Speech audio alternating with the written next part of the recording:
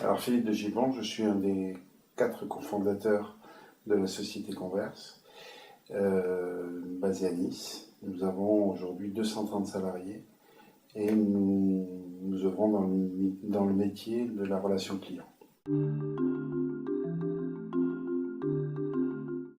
Alors Converse a été créé en 1998 et très vite nous avons compris que si on voulait se différencier des autres centres d'appel, il fallait qu'on trouve des solutions pour sortir des contraintes de ce métier que sont par exemple le turnover. Donc nous avons très vite voulu sortir de la population d'étudiants que l'on trouvait dans les centres d'appel, et donc nous avons été chercher de la maturité.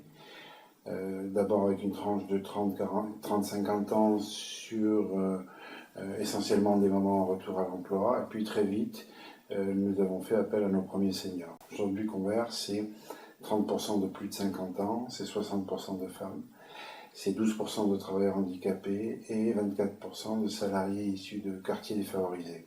Ce que nous allons surtout chercher, c'est pas du quota, c'est de la compétence.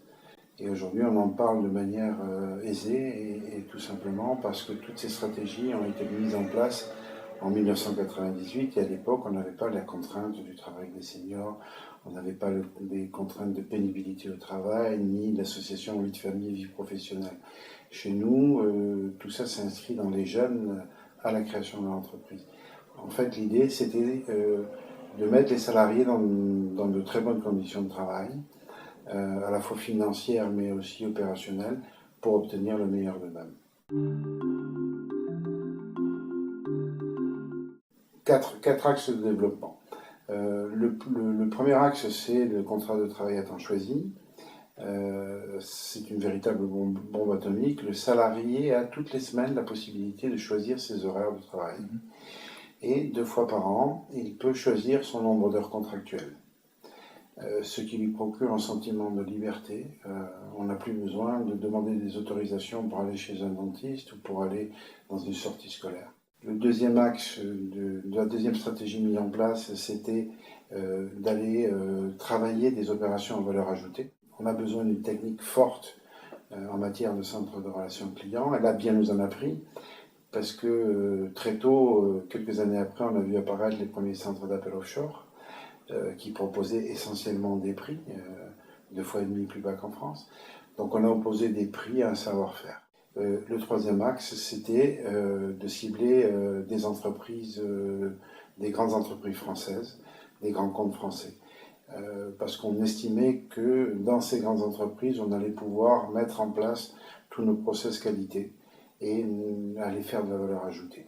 Alors pour mettre en place toutes ces prétentions-là, il a fallu, en plus du travail choisi, qu'on fasse un effort sur la partie financière.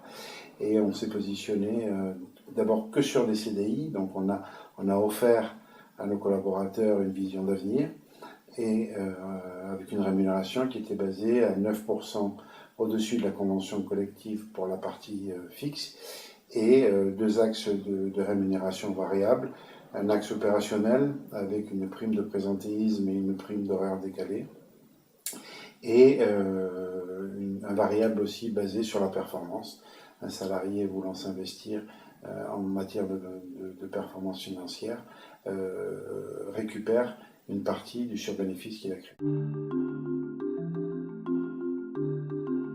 Converse demain, c'est peut-être, aujourd'hui nous sommes à 150 positions, peut-être c'est 100 positions de plus pour arriver à 250, mais d'aucune manière nous cherchons à devenir un ogre.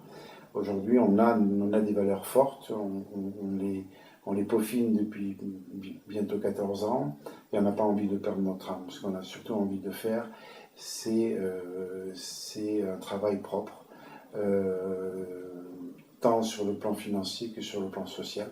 D'ailleurs, Converse est la seule PME aujourd'hui à être titulaire du label de responsabilité sociale, qui est un label métier très fort.